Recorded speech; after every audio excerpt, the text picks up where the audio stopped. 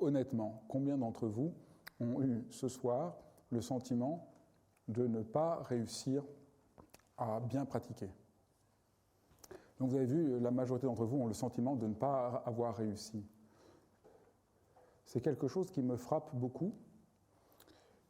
On a le sentiment de ne pas y arriver parce que nous avons tellement intégré le mode dans lequel nous sommes très souvent dans notre journée, où il faut être efficace, pertinent,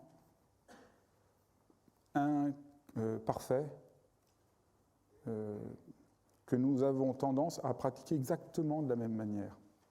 Et donc nous avons peur d'échouer et nous voulons essayer de réussir. Et donc ça crée une tension qui empêche de se relier simplement, de prendre simplement ce rendez-vous avec soi-même qu'est la pratique de la méditation. Et paradoxalement, il n'y a rien à réussir. On a le sentiment de ne pas y arriver, mais pourtant il n'y a rien à faire. Dans la pratique, il s'agit juste d'être là. Il n'y a aucune consigne donnée. Il n'y a aucun moment où j'ai dit « vous devrez réussir à faire ceci ».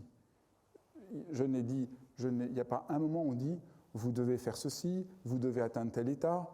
Vous avez réussi à pratiquer si vous avez atteint un état, je ne sais pas, si j'avais dit la méditation, c'est être en lévitation.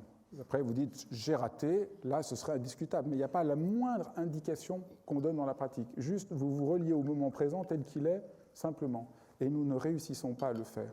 Et je trouve que c'est très profond et que ça témoigne d'un problème extrêmement poignant de notre culture.